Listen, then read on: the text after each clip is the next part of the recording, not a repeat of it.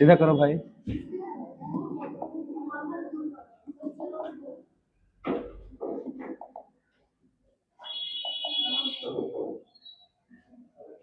अब ठीक दिख रहा है बाबू? कल कहाँ तक करा दिए थे बताइए? लास्ट लास्ट न्यूमेरिकल करवाए थे। अच्छा, चालक के धारिता को प्रभावित करने वाले कारक हो गए हैं। 4 कारक बताए थे आपको। पहला, समीपवर्ती जो माध्यम है वो भी प्रभावित करेगा। और दूसरा क्या कराए थे बाबू? दूसरा चालक का आकार करेगा, और तीसरा चालक की आकृति करेगी। और फिर चौथा कराए थे कि उसके समीप में जो चालक उपस्थित होगा वो भी उसके धारिता को क्या करेगा? प्रभावित। सब करा दिए थे। उसके बाद हम आवेशित गोलीय चालक की धारिता भी निकाले थे। याद आया? कितना आया था? 4 pi epsilon naught into R. अब उससे आगे चलना है तो हमें निकालना है आवेशित चालक की स्थितिज ऊर्जा। क्या निकालना है? आवेशित चालक की स्थितिज ऊर्जा। हेडिंग लगा लीजिए सब लोग।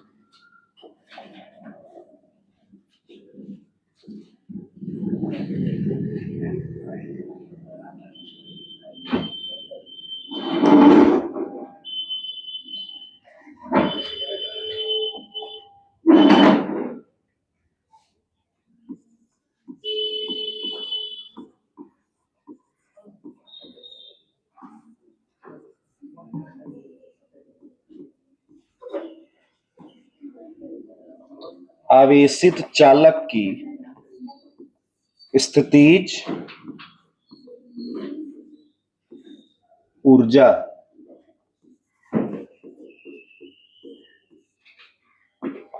अच्छा, इसको इंग्लिश में क्या बोलोगे? पोटेंशियल एनर्जी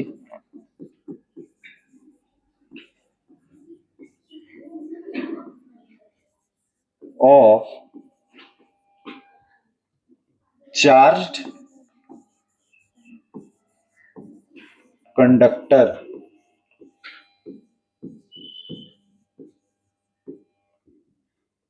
हो गया? हेडिंग लगा लीजिए।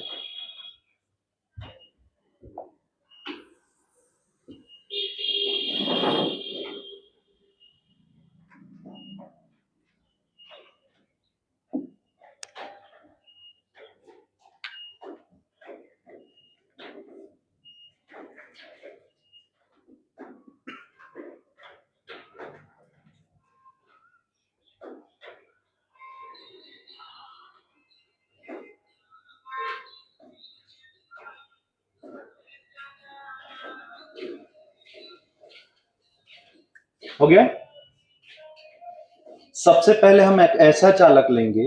अच्छा, इसको पहले डिफाइन कर दिया जाए कि आखिर आवेशित चालक की स्थितिज ऊर्जा कहते किसे हैं। तो ध्यान से सुनना। किसी चालक की स्थितिज ऊर्जा उस कार्य के बराबर होती है जो उसे उसकी प्रारंभिक प्रारंभिक मतलब पहले वाला प्रारंभिक अनावेशित अवस्था से आवेशित करने में किया जाता है। यानी पहले चालक आपका कौन सी अवस्था में होगा? अनावेशित। अनावेशित मतलब उस पर कोई आवेश नहीं होगा। फिर उसको आप कितना आवेश देंगे? क्यू आवेश। और आप क्यू आवेश देंगे तो आवेश देने में आपको क्या करना पड़ेगा? कार्य। और वही कार्य कौन सी ऊर्जा में संचित हो जाएगा? स्थितिज ऊर्जा। तो पहले इसको डिफाइन किया जाए तो क्या लिखेंगे इसे हम? इसको लिखा जाएगा बाबू, किसी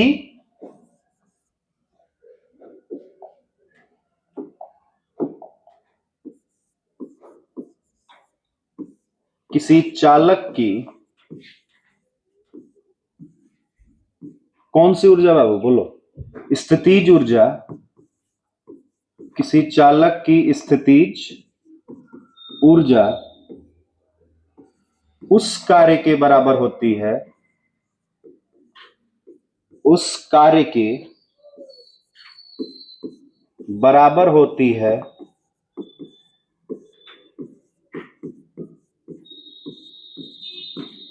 जो उसे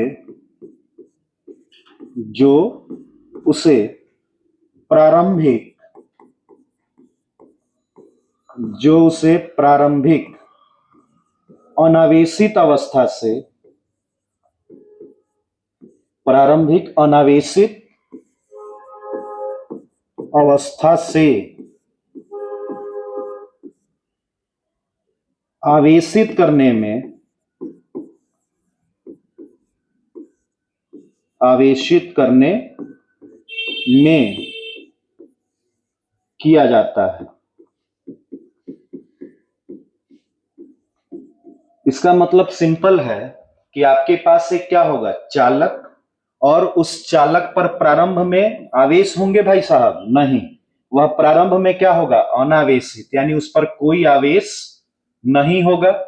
फिर आप उसको आवेश देंगे और आवेश देने में जो आप कार्य करेंगे वही कार्य कौन सी ऊर्जा कहलाएगी, स्थितिज ऊर्जा। तो सबसे पहले एक चालक बना लिया जाए। सबसे पहले आप क्या बनाएंगे, चालक। ध्यान से देखना, हम सबसे पहले एक चालक बना लेते हैं और इस पे दिखाते हैं कि प्रारंभ में कोई आवेश नहीं है। तो भाषा में इसको लिख भी लेते हैं। क्या लिखोगे, माना चालक पर प्रारंभ में आवेश कितना दिख रहा है आपको, आवेश बराबर 0, यानी चालक पर शुरू में कोई आवेश नहीं है। अच्छी बात है। आप इसको आवेश देंगे, मान लो कि तुम्हें क्यू आवेश टोटल देना है, तो क्या आप एक ही बार में टोटल आवेश दे देंगे? क्यू, बैटरी चार्ज की हो मोबाइल फोन का, तो आप उसे आवेश दे रहे होते हैं, एक ही बार में 100% चार्ज हो जाता है। पहले 1%, 2%, 3%, यानी आवेश छोटे छोटे हिस्सों में बंट के जाता है। कहां पे, सेल के अंदर। तो यहां पर जब हमको क्यू आवेश देना होगा तो हम एक ही बार में चालक को आवेश नहीं दे देंगे, पहले हम चालक को सूक्ष्म आवेश देंगे, फिर उसके बाद और सूक्ष्म देंगे, वैसे ही सूक्ष्म सूक्ष्म करते करते हम टोटल आवेश दे देंगे क्यू। बोलो समझ आया कि नहीं? यानी इस चालक को जब आवेश दिया जाएगा तो जो पहला आवेश का खेप जाएगा इस पर तो कोई आवेश नहीं होगा, तो हम इस पे आवेश भेज दिए सूक्ष्म आवेश, जिसका वैल्यू कितना है, डी क्यू। कितना भेजे, डी क्यू। और जब भी आप आवेश इस पे भेजेंगे सूक्ष्म सूक्ष्म करके भेजेंगे, और ऐसे ही सूक्ष्म सूक्ष्म आवेश भेजते भेजते आप इसको कितना आवेश दे देंगे, टोटल क्यू। जैसे 1%, फिर 2%, 3% बैटरी चार्ज होता है, और फिर लास्ट में कितना परसेंट हो जाता है, 100%। तो जब पहला डीक्यू आवेश आया होगा तो क्या लगता है आपको कोई कार्य करना पड़ा होगा? नहीं, क्योंकि प्रारंभ में आवेश क्या है, 0। तो आप इस चैप्टर में पढ़े हैं कि आवेश जो होता है वह विभव के क्या होता है, समानुपाती। पढ़े हो? बोल नहीं रहा तुम। विभव के समानुपाती होता है, इसका मतलब आवेश 0 है तो विभव भी उस समय क्या होगा, 0। लेकिन जैसे ही तुम पहला डीक्यू आवेश भेजे होगे, ये आवेश क्या उत्पन्न कर देगा, विभव उत्पन्न करेगा। अब जो अगला डीक्यू आवेश आएगा ये उस पे कौन सा बल लगाएगा, डीक्यू आवेश जो पहले से चला गया है, प्रतिकर्षण बल, उसको आने नहीं देगा। तो आप उस बल के विरुद्ध क्या करेंगे, कार्य, और वही कार्य धीरे धीरे संचित होकर कौन सी ऊर्जा बनाएगा, स्थितिज ऊर्जा। क्लियर हुआ? आप हमें इतना बता दीजिए कि चालक पर पहले आवेश कितना था, 0 आवेश था। आपको टोटल आवेश कितना देना है इस चालक को, क्यू आवेश देना है। कितना आवेश देना है बाबू, क्यू। क्या एक बार में आप टोटल क्यू आवेश इस चालक को दे सकते हैं? नो सर, हम आवेश सूक्ष्म सूक्ष्म मात्रा में करके फाइनली कितना आवेश दे देंगे, क्यू आवेश। तो जब पहला सूक्ष्म आवेश जाएगा तो हमें कोई कार्य करने की आवश्यकता नहीं है। क्यों? क्योंकि जब पहला सूक्ष्म आवेश गया होगा तो वहां का विभव क्या होगा, 0। अब कहोगे कि कैसे पता, तो आवेश समानुपाती होता है किसके, विभव के। क्लियर हुआ? अब जब दूसरा डीक्यू आवेश भेजोगे तो पहला जो डीक्यू आवेश है उस पर कौन सा बल लगाएगा, प्रतिकर्षण बल, उसको आने से रोकेगा आवेश को। तो वहां पर आपको क्या करना पड़ेगा, कार्य, और वही कार्य कौन सी ऊर्जा में संचित हो जाएगी, स्थितिज ऊर्जा। तो हम यहाँ पे लिखे हैं कि माना चालक पर प्रारंभ में आवेश कितना है, 0। तो हम आवेश अब भेजना स्टार्ट कर रहे हैं, तो हम पहले डी क्यू भेजेंगे, फिर उसके बाद भी कितना भेजेंगे, डी क्यू, फिर कितना भेजेंगे, डी क्यू, फिर कितना भेजेंगे डी, और कब तक भेजते रहेंगे, जब तक कि टोटल आवेश ना चला जाए। और टोटल आवेश कितना भेजना है आपको, क्यू। क्लियर हुआ।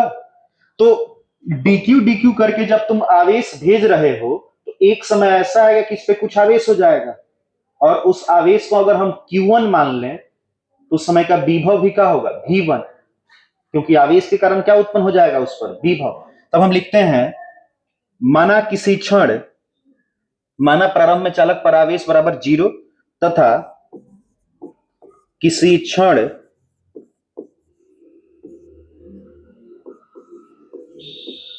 चालक पर आवेश, और आवेश कितना हो जाएगा, मान लो कि आवेश कितना हो गया तुम्हारा Q1। जब आवेश सूक्ष्म मात्रा में देते जा रहे हो तो एक समय ऐसा आएगा कि इस पे कुछ आवेश हो जाएगा, और उस आवेश को हमने क्या नाम दिया है, Q1। अब यहीं पे हम लिख देंगे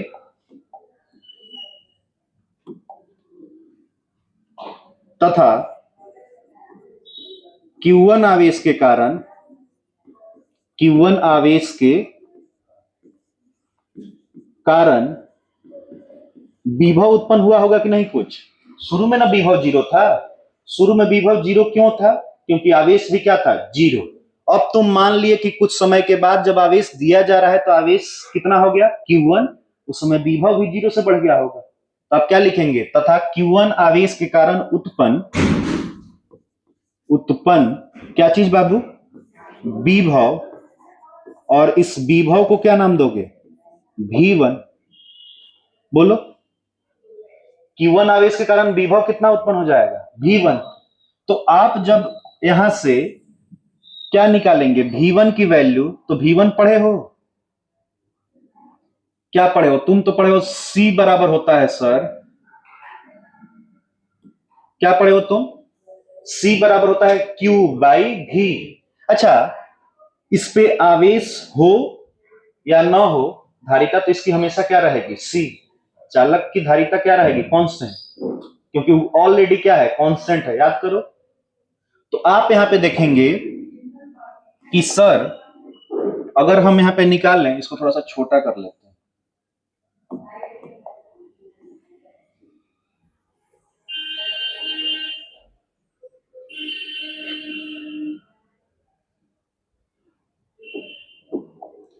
अगर हम यहां पे लिखें कि चूंकि विद्युत धारिता,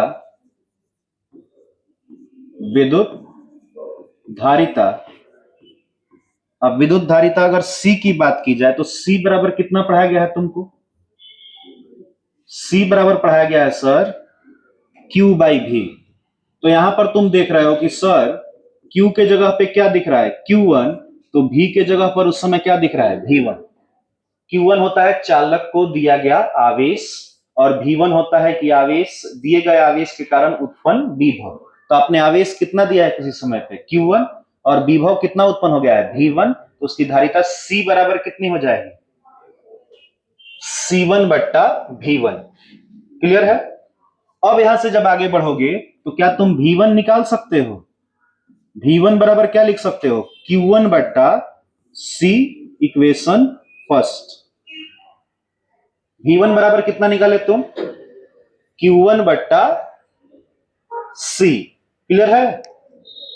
अरे यहीं से निकाल दिया, V1 इस साइड जाएगा तो C कहां आ जाएगा, डिवाइड में। अच्छी बात है। हमें तो कार्य निकालना है, और कार्य में भी कौन सा कार्य निकालना है, आवेश को देने में किया गया कार्य। और आवेश आप कैसे दे रहे हैं, एक ही बार में टोटल आवेश दे रहे हैं कि सूक्ष्म सूक्ष्म करके दे रहे हैं, सूक्ष्म सूक्ष्म करके दे रहे हो। तो पहले यहां पे लिखें कि चालक को सूक्ष्म आवेश dq देने में किया गया कार्य। और यहां कार्य का फॉर्मूला पता है हम कौन सा लगाएंगे, कौन सा, विभव V बराबर क्या पढ़े हो तुम, W बट्टा Q। तो यहां से W बराबर क्या निकल के आने वाला है, V इंटू Q। तो अगर आवेश Q1 होगा, सॉरी, आवेश अगर सूक्ष्म होगा, dq होगा, तो तुम्हारा कार्य भी क्या होगा, सूक्ष्म। अब विभव V के जगह पर क्या लिया जाएगा, V1। क्या लेके चलोगे, V1। दिमाग काम किया। तो आप इसको लिखिए भाषा में, पहले क्या लिखोगे, लिखोगे कि चालक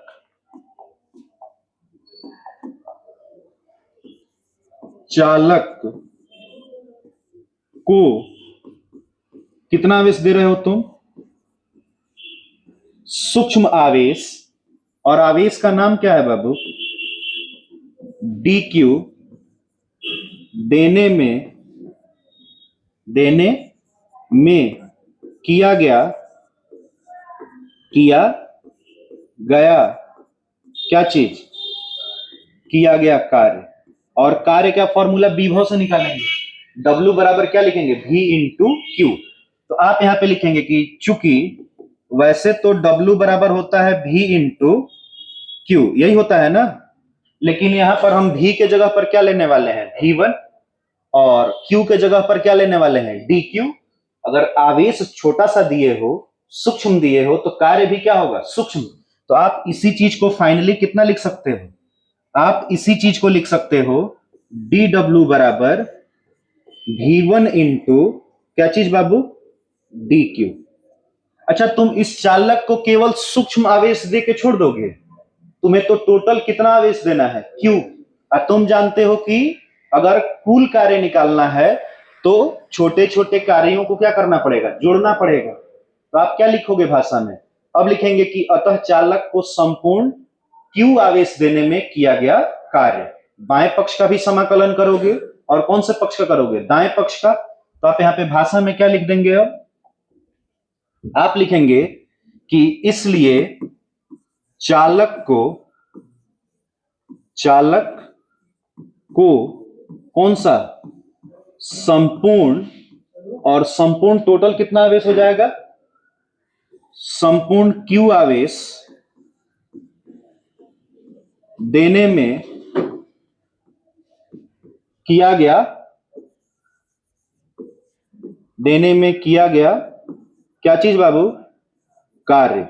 और ये कार्य निकालने के लिए बाएं पक्ष का भी समाकलन। तो बायां पक्ष क्या था वहां पे? DW। और दाएं पक्ष का भी क्या करना पड़ेगा? समाकलन। और दायां पक्ष क्या था? V1 इंटू क्या हो जाएगा? DQ। V1 into DQ। अच्छा, कुछ लिमिट लगाना पड़ेगा, सीमा। आप आवेश कहां से कहां तक दे रहे हैं, यानी कार्य कहां से कहां तक निकालना पड़ेगा। तो प्रारंभ में आपका आवेश कितना था?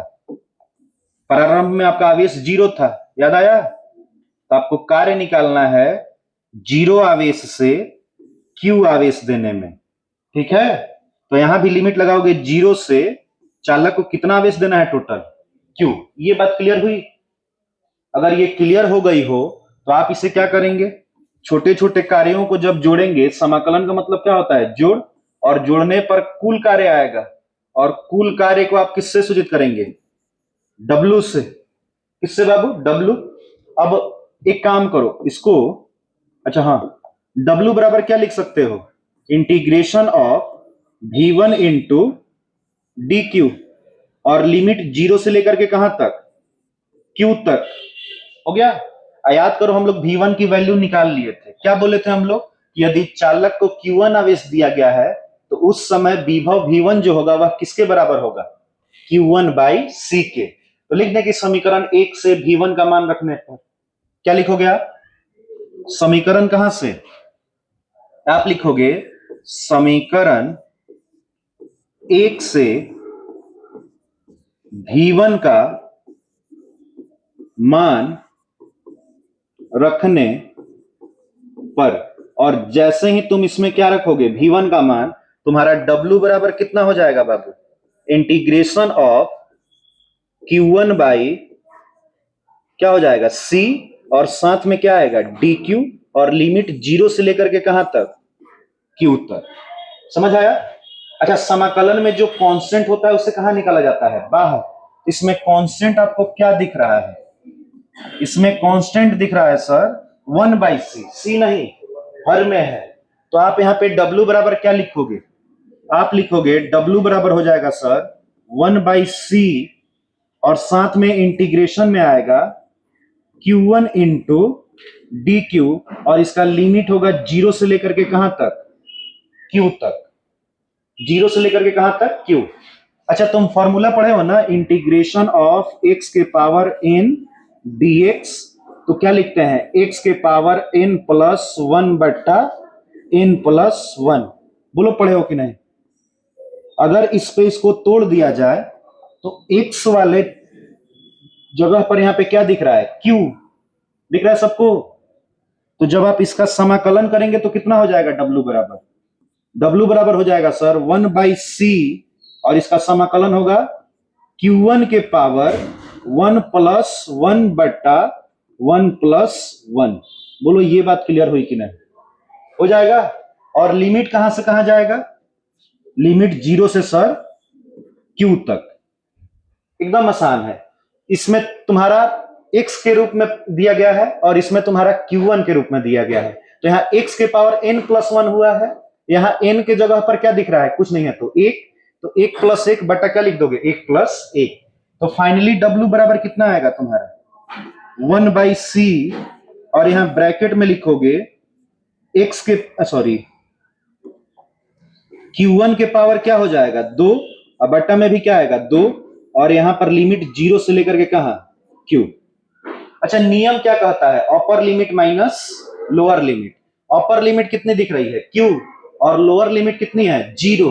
तो आप इसको जब सॉल्व करोगे तो आपका w कितना आ जाएगा, आपका w आ जाएगा सर 1/c, तो ऑलरेडी बाहर था, और यहां ब्रैकेट में q1 के जगह पे अपर लिमिट कैपिटल Q है, तो आप क्या लिखोगे यहां पे, कैपिटल Q स्क्वायर बाई 2 आएगा। और लोअर लिमिट क्या है 0, तो आप q1 के जगह पे 0 रखेंगे तो माइनस में क्या आ जाएगा, 0 का स्क्वायर क्या होता है 0, अब बट्टा में कितना आएगा 2, ब्रैकेट क्लोज। तो आपको नहीं लगता है कि ये सेकंड वाला पद खत्म हो जाएगा, तो आपके पास कितना बचेगा कार्य, आपके पास कार्य बचेगा q स्क्वायर बाई 2c, और यही कार्य क्या कहलाता है, कौन सी ऊर्जा, चालक को आवेशित करने में संचित जो स्थितिज ऊर्जा होती है वह u बराबर कितनी हो जाएगी, q स्क्वायर बाई 2c। तो एक तो फॉर्मूला ये प्राप्त हो गया आपको, क्लियर है। अब यहां से अगर आगे बढ़ा जाए तो q बराबर कुछ सिखाए थे कल, क्या सिखाए थे, याद नहीं आ रहा है आप लोगों को, q बराबर सिखाए थे c इंटू v, आया था। तो इस q के जगह पे हम रखना चाहें तो अगर चालक को q आवेश दिए हो तो उसका विभव भी अब बढ़ के कितना हो गया होगा v। तो हम यहां पे लिख देंगे डायरेक्ट कि चूंकि q बराबर क्या लिखा जा सकता है, q बराबर लिखा जा सकता है सर c भी, बोलो लिखा जा सकता है कि नहीं, पढ़े हैं हम लोग। तो इस q के जगह पे ये वैल्यू जब पुट करोगे तो तुम्हारे पास कितना प्राप्त हो जाएगा बताओ, u बराबर हो जाएगा sir c square v square, और बटा में कितना हो जाएगा 2c। ये क्लियर हुआ, नहीं हुआ, q बराबर c भी हम लोग कल पढ़े थे, तो हमने q के जगह पर क्या लिख दिया c भी, तो c का स्क्वायर की और v का स्क्वायर हो जाएगा, तो c से कौन कटेगा स्क्वायर, तो आपके पास बचेगा क्या u का नया फॉर्मूला 1/2 cv स्क्वायर, दूसरा स्थितिज ऊर्जा का फॉर्मूला आ गया, आया। एक और बदलाव कर सकते हैं, क्या c बराबर क्या लिखा जा सकता है, अगर यहां से c बराबर निकाला जाए तो q/v लिखा जा सकता है। तो आप इसे बताओगे कि हम यहां पर क्या लिख सकते हैं c के बदले में, चूंकि c बराबर लिखा जा सकता है q/v, बोलो लिखा जा सकता है क्या। तो अगर इस c के जगह पे q/v लिखते हो तो तुम्हारा u कितना प्राप्त हो जाएगा 1/2 इंटू c के जगह पर लिख दो q/v इंटू v स्क्वायर है, बोलो है कि नहीं। तो v से कौन कट जाएगा, v से कटेगा सर स्क्वायर, और आपकी स्थितिज ऊर्जा की एक नया व्यंजक प्राप्त हो जाएगा, और वह कितना होगा 1/2 इंटू q इंटू v, बोलो मिला कि नहीं। और ये तीनों फॉर्मूला आपसे ऑब्जेक्टिव क्वेश्चन में बारी बारी से पूछ लिए जाते हैं, क्लियर हुआ। और इस पे 2 नंबर में आपसे न्यूमेरिकल भी पूछ लिया जाएगा, अब बता देते हैं कि आखिर न्यूमेरिकल आएगा कैसा, ध्यान से देखना। आपसे बोला जाएगा किसी चालक को आवेश देने पर उसका विभव इतना हो जाता है, समथिंग कुछ वैल्यू दे देगा और कहेगा कि उसकी धारिता इतनी है तो उसकी स्थितिज ऊर्जा निकालिए। तो आप सिंपल जानते हैं कि 1/2 अभी जस्ट क्या सीखे हैं, CV²। तो ये भी क्यों उत्पन्न हुआ था, आवेश देने के कारण से। तो विभव की 10 वोल्ट वैल्यू दे दिया और धारिता कह दिया कि 15 माइक्रोफैरड है, चाहे 15 फैरड है। तो आप क्या निकाल के बताइए हमें उसकी स्थितिज ऊर्जा। तो आप लोग सॉल्व कर लेंगे कि नहीं, हो जाएगा ना। तो अगले क्लास में आपको इसका न्यूमेरिकल करा देंगे। एक बार फिर से समझा दें इसको, ध्यान से देखना। स्थितिज ऊर्जा का नाम सुनते पहली बात दिमाग में आना चाहिए कि हमें कार्य करना है, और कार्य ही क्या बनती है, स्थितिज ऊर्जा। तो हमारा टॉपिक है आवेशित चालक की स्थितिज ऊर्जा, यानी चालक को आपको आवेशित करना है और आवेशित करने में जो आप कार्य करेंगे वही कार्य कौन सी ऊर्जा कहलाएगा, स्थितिज ऊर्जा। आपके चालक पर पहले आवेश कितना था, 0। तो जब आवेश 0 था तो उसका विभव भी कितना होगा, 0। आपको टोटल कितना आवेश देना है चालक को, Q आवेश। कितना आवेश, Q। क्या आप एक ही बार में Q आवेश दे देंगे, नो सर। जब एक बार में नहीं दोगे तो आवेश को सूक्ष्म सूक्ष्म हिस्सों में करके दोगे। ठीक वैसे ही जैसे सेल चार्ज करते हो ना मोबाइल का, 1%, 2%, 3%, एक ही बार में तो 100% नहीं हो जाता है। तो आपने इसको पहले कितना आवेश दिया, DQ, फिर कितना देंगे, DQ, फिर कितना देंगे, DQ, और कब तक देते रहेंगे, जब तक कि इस चालक को आप टोटल आवेश ना दे दें। टोटल आवेश कितना देना इस चालक को, Q। हम जब आवेश दे रहे थे चालक को तो हम देखे कि किसी क्षण पर आवेश कितना हो गया था बढ़ के, Q1।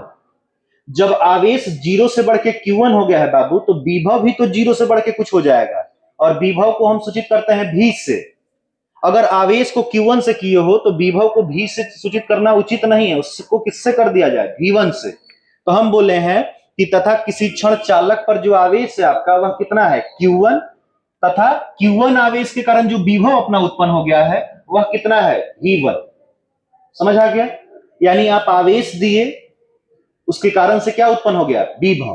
कितना आवेश दिए किसी क्षण पे आप, Q1, तो विभव भी बढ़ के कितना हो गया, V1। तो आपको फॉर्मूला पढ़ाए थे ना हम, क्या पढ़ाए थे, Q बराबर CV, तो V बराबर Q/C लिखा जा सकता है। तो आपका विद्युत धारिता C बराबर होता है Q1/V1। वैसे तो Q/V पढ़ाए थे हम, लेकिन अभी आवेश कितना है मेरे पास, Q1, और इस समय विभव कितना है, V1। तो C बराबर हम लिख सकते हैं Q1/V1 लिखा जा सकता है। जो आवेश जो विभव है उसी को न लिया जाएगा यहाँ पे। अब उसके बाद हम कहें कि नहीं हमें C नहीं चाहिए, हमें क्या चाहिए, V1। तो V1 निकालोगे तो ये इस साइड आके मल्टीप्लाई होगा, तो C इस साइड जाके क्या होगा, डिवाइड। तो आप क्या लिखे हैं, Q1/C, और इसे आप माने हैं समीकरण फर्स्ट। अब कहोगे कि चालक को आपने कितना आवेश दिया था, सूक्ष्म। हमको तो टोटल आवेश देने में कार्य निकालना है, लेकिन हम आवेश सूक्ष्म सूक्ष्म हिस्सों में दे रहे हैं। तो पहले हम सूक्ष्म आवेश देने में क्या निकाल लें, कार्य। तो कार्य का फॉर्मूला हम कहां से निकाले हैं, विभव से। V बराबर होता है W/Q। तो वहां से अगर W बराबर निकाला जाएगा तो फॉर्मूला हो जाएगा V × Q। दिमाग काम किया। तो आप बोले हैं कि चालक को कितना आवेश दीजिए, DQ। जब सूक्ष्म आवेश देंगे तो आपका कार्य भी क्या होगा, सूक्ष्म, और इसका विभव कितना हो गया था, V1, और इंटू में क्या आएगा, आवेश की जगह पे DQ, क्योंकि आप आवेश सूक्ष्म दे रहे हैं तो कार्य भी क्या प्राप्त हुआ, सूक्ष्म। लेकिन हमें तो टोटल कितना आवेश देना है, Q आवेश। आप जानते हैं कि सूक्ष्म आवेश देने में जो कार्य आया है, ऐसे ही हम सूक्ष्म सूक्ष्म आवेश को चालक को देंगे और जो कार्य आएगा उसे क्या करते जाएंगे, जोड़ते जाएंगे, और ऐसे ही जोड़ते जोड़ते हमारा संपूर्ण कार्य आ जाएगा। और जोड़ने के लिए सबसे बेस्ट ऑप्शन क्या बताया गया है आपको, इंटीग्रेशन। तो आप बाएं पक्ष का भी इंटीग्रेशन किए हैं और दाएं पक्ष का भी क्या किए हैं, इंटीग्रेशन। छोटे छोटे कार्य को आप जोड़ेंगे तो कौन सा कार्य आएगा, कुल कार्य, और कुल कार्य को आप किससे सूचित करेंगे, W से। अच्छा, यहां पे क्या बचेगा, इंटीग्रेशन ऑफ V1 × DQ। तुम आवेश देना कहां से चालू किए थे, जब आवेश उस पर क्या था, 0, और कब तक देना है, जब तक कि उस पर Q आवेश ना हो जाए। तो इसका लिमिट 0 से कहां तक लगाओगे, Q तक। समझ आया? फिर आप लिखोगे कि सर V1 का तो मान आप समीकरण 1 में निकाल चुके थे, तो आप क्या कहोगे यहाँ पे कि समीकरण 1 से V1 का मान रखने पर अब V1 की वैल्यू कितनी होती है? Q1 by C। अब तुमको पता है C तो कांस्टेंट होता है। ये चालक की धारिता अगर 10 फैराड होगी तो हमेशा 10 रहेगी, उसमें 10 कूलम आवेश रहे चाहे 50 कूलम आवेश रहे, आवेश बदलेगा, धारिता तो फिक्स रहेगी ना उसकी। तो आप आगे बढ़ेंगे तो यहाँ पे 1/c को कहाँ निकालेंगे? बाहर। तो ब्रैकेट के अंदर में केवल अंश में क्या दिख रहा है? Q1। तो कौन बच जाएगा? Q1। तो Q1 इंटू क्या हो गया? DQ। अब इसका समाकलन करना है तो तुम फॉर्मूला पढ़े हो कि इंटीग्रेशन ऑफ x के पावर n dx हो, तो उसको हम कैसे सॉल्व करते हैं? लिखते हैं x के पावर n प्लस 1 बट्टा n प्लस 1। तो बाबू x के जगह पे यहाँ क्या दिख रहा है? Q1 दिख रहा है सबको। dx के जगह पे क्या दिख रहा है? dq। सर n के जगह पे यहाँ कुछ नहीं दिख रहा है, कुछ नहीं है तो पावर में क्या है? 1।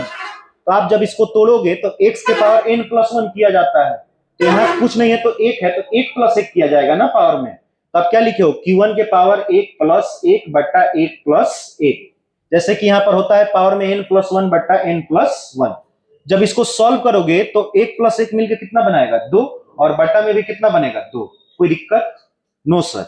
अब यहां से जब आगे बढ़ोगे तो तुम्हारे पास कितना प्राप्त हो जाएगा? अच्छा, लिमिट सॉल्व करना है इसके बाद। अब ये तो हो गया है Q1 स्क्वायर बाई 2 हो गया है ना। तो लिमिट के लिए क्या कर दिया जाए?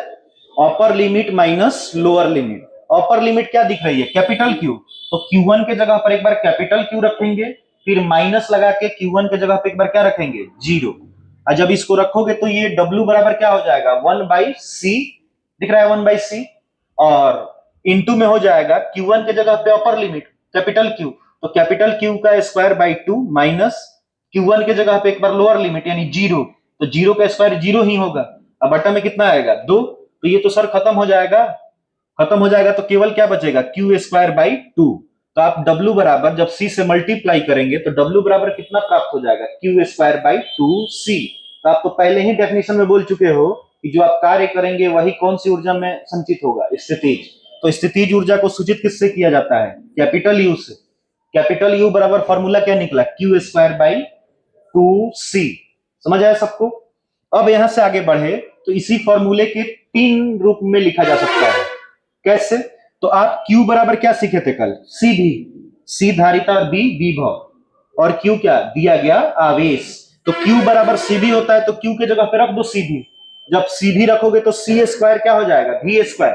C से कौन कटेगा? C का पावर, तो कितना बच जाएगा? U बराबर 1/2 C भी स्क्वायर। अब यहां पे अगर बात किया जाए कि सर अगर यहां से C बराबर निकाला जाए तो Q बाई क्या लिखा जा सकता है? V। तो इस C के जगह पर अगर Q बाई V लिख दिया जाए तो V से V का पावर कट जाएगा, और जब V से V का पावर कटेगा तो U बराबर कितना प्राप्त हो जाएगा? 1/2 Q इंटू V हो जाएगा। अच्छा, एक न्यूमेरिकल भी कर लिया जाए, टाइम है अब, कर लिया जाए, ताकि तीनों फॉर्मूले पे 3 टाइप के न्यूमेरिकल किए जा सकते हैं। हम फर्स्ट वाले पे कर देते हैं, एग्जाम में आया भी है, जब आप PYQ देखेंगे तो आपको आइडिया लगेगा कि यहां से क्वेश्चन कैसे आया है। 5 नंबर में आपसे ये टोटल डेरिवेशन पूछेगा, फॉर्मूला इसका 1 नंबर ऑब्जेक्टिव में पूछ लेगा, और न्यूमेरिकल पूछना होगा तो 2 नंबर में आपसे पूछ लेगा, या ऑब्जेक्टिव में भी इस पे न्यूमेरिकल पूछ लेगा। कहेगा कि किसी चालक को दिया गया आवेश इतना है, चालक की धारिता इतनी है, तो आप हमें क्या बताएं उसकी स्थितिज ऊर्जा। क्लियर है? तो चलो अपने मन से क्वेश्चन किया जाए।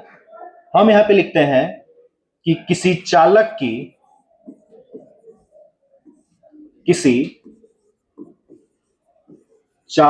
की धारिता 10 माइक्रोफैराड है, तो उसे 10 माइक्रोकूलम आवेश देने पर संचित कौन सी ऊर्जा बाबू? स्थितिज ऊर्जा ज्ञात कीजिए। ऊर्जा ज्ञात कीजिए। सॉल्व किया जाए। कैसे सॉल्व होगा? सबसे पहले कि क्या क्या दिया है सर उसे नोट कर लीजिए। बता सकते हैं आप लोग क्या क्या दिया है आप? हाँ सर, धारिता दिया है, इसका मतलब सी दे रखा है। कितना दिया है? 10 माइक्रो फैरड। यानी आप इसे क्या लिख सकते हैं? 10 गुने 10 के पावर -6 फैरड लिखा जा सकता है बाबू। आगे बढ़े। आपने उस चालक को क्या दिया है? आवेश। तो अभी तो पढ़े हो कि आवेश देने में जो कार्य किया जाता है वही स्थितिज ऊर्जा के रूप में क्या हो जाता है? संचय। तो Q बराबर कितना दे रखा है आपको? 10 माइक्रो कूलाम। तो इसको कूलाम में बदलना पड़ेगा ना आपको। अब क्या लिखेंगे? 10 गुने 10 के पावर -6 और साथ में क्या आएगा? कूलाम। आपसे कौन सी ऊर्जा पूछा है? स्थितिज ऊर्जा। यानी आपको क्या निकालना है यहाँ पे? U। तो ऐसा कोई फॉर्मूला पढ़े हो तुम स्थितिज ऊर्जा का जिसमें Q और कौन दिया हो? C, और आप क्या निकाल पाए? U।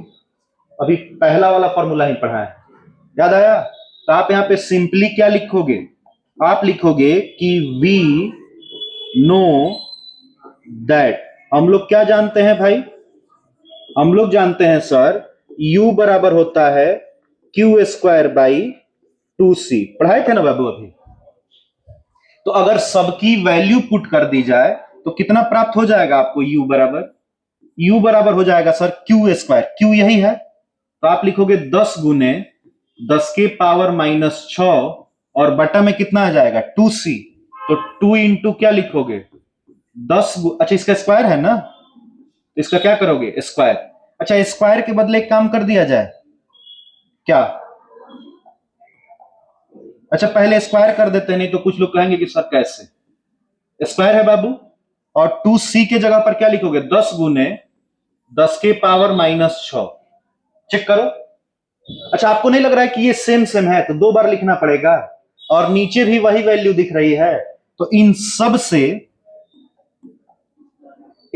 से स्क्वायर कट जाएगा, इसका सेम सेम है। तो क्या बचेगा? U बराबर बचेगा सर 10 गुने 10 के पावर -6 और बटा में कितना बचेगा? 2। तो 2 से 10 कितना बार में कटेगा? 5। तो आपका U बराबर कितना आ जाएगा? 5 गुने 10 के पावर -6। अच्छा, इसका मात्रक क्या लिखे? क्या है?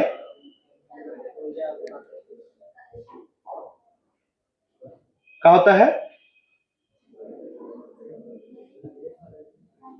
बहुत बढ़िया। इसका मात्रक क्या हो जाएगा? जूल। अच्छा, जूल के बदले में भी कुछ सिखाए थे।